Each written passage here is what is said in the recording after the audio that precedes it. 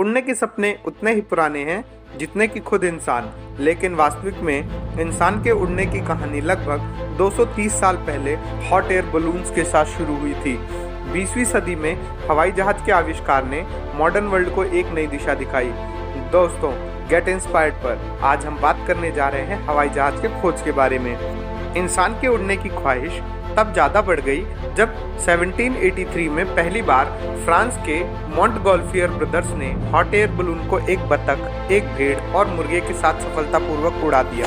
1903 में Wright brothers ने north California में राइट फ्लायर नामक पहला हवाई जहाज उड़ाया। और दोस्तों, क्या आप लोग जानते हैं, एस्ट्रोनॉट नील आर्मस्ट्रांग ने इस पहले विमान का एक छोटा सा टुकड़ा 1969 में जब वे चंद्रमा पर जा रहे थे तो अपने साथ लेकर गए थे। 1919 में जॉन एल्कॉक और आर्थर ब्राउन, जो यूके के रहने वाले थे, पहली बार बिना रुके नॉन स्टॉप उड़ान भरने के लिए अटलांटिक से उड़े। यह इतिहास में पहली उड़ान थी जो नॉन स्टॉप चलने वाली थी। और दोस्तों, जब वो उड़ान भर रहे थे तब एक पॉइंट पर प्लेन के विंग्स पर बहुत भारी बर्फ जमा हो गई, जिससे इंजन पूरा ढक गया था और एल्कॉक को बर्फ हटाने के लिए जहाज के पंखों पर चढ़कर इंजन से बर्फ हटानी पड़ी थी। दोस्तों, आइए जानते हैं दुनिया के सबसे बड़े विमान दुर्घटना की कहानी। जर्मनी के LZ-129 हिंडनबर्ग दुनिया के सबसे बड़े विमानों में से एक, जिसकी लंबाई 3 फुटबॉल फील्ड्स की लंबाई जितनी थी और जिसका अपना खुद का पोस्ट ऑफिस भी था।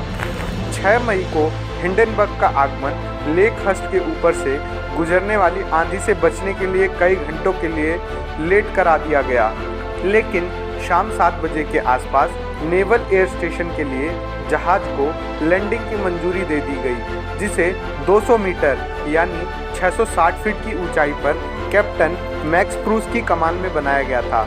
शाम 7:21 पर जहाज को लैंडिंग लाइनों के बीच लैंड कराया गया और हिंडनबर्ग ग्राउंड हैंडलर्स के पास आ गया। 4 मिनट बाद शाम 7:25 को हिंडनबर्ग हाइड्रोजन गैस के गुब्बारे के एक्सप्लोड होने से आग की लपटों में घिर गया और कुछ ही समय में ज़मीन पर गिर गया। इस दुर्घटना में 36 लोगों की जान चली गई। बड़े पैमाने पर विमानों का उपयोग फर्स्ट वर्ल्ड वॉर में देखा गया। 1944 में सेकेंड वर्ल्ड वॉर के दौरान जर्मनी ने अपना पहला ऑपरेशनल जेट विकसित किया, जो अपने समय का सबसे एडवांस्ड लड़ाकू विमान था, जिसका नाम मैसर्स चमिट 262 मीटर लंबाई का था। पहला commercial jet airliner British de Havilland comet ने 1952 में सर्विस में प्रवेश किया। इसने अपनी पहली उड़ान लंदन, ब्रिटेन से जोहान्सबर्ग, दक्षिण अफ्रीका तक 23 घंटे 38 मिनट में नॉन स्टॉप पूरा किया। इसकी तुलना में आज के समय में हम इस दूरी को सिर्फ 11 घंटों में नॉन स्टॉप उड़ान के साथ पूरा कर लेते हैं। 1950 के दशक में हवाई जहाज से यात्रा करना बहुत महंगा पड़ता था। 1958 में सबसे सस्ता वापसी का टिकट लंदन से न्यूयॉर्क तक आज के पैसों में $6,500 के बराबर था। आज के मॉडर्न प्लेन से इसी रूट का किराया लगभग $500 है। अमेरिकी विमान SR-71 ब्लैकबर्ड ने सबसे तेज उड़ने का रिकॉर्ड बनाया। 1974 में इसने न्यूयॉर्क US से लंदन UK तक उड़ान भरी, जो लगभग 3,462 मील यानी 5571 किलोमीटर, एक चौंका देने वाली दूरी का सफ़र केवल 1 घंटे 54 मिनट में तय किया।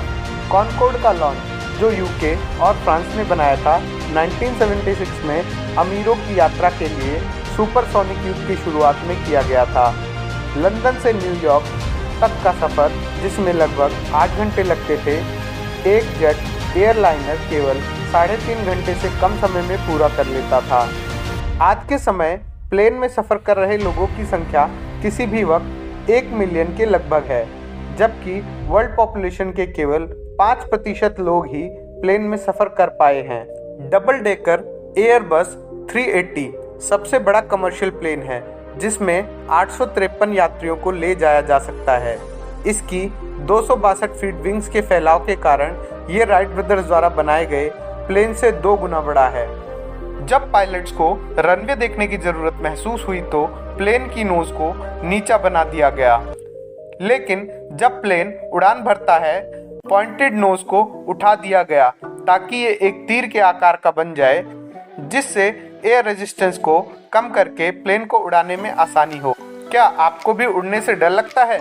क्योंकि ये औसत लोगों में एक बहुत ही कॉमन फोबिया है, तो डरिए नहीं। वास्तव में प्लेन में सफ़र करते समय मारे जाने की संभावना 1 करोड़ 10 लाख में सिर्फ एक विमान दुर्घटना होती है।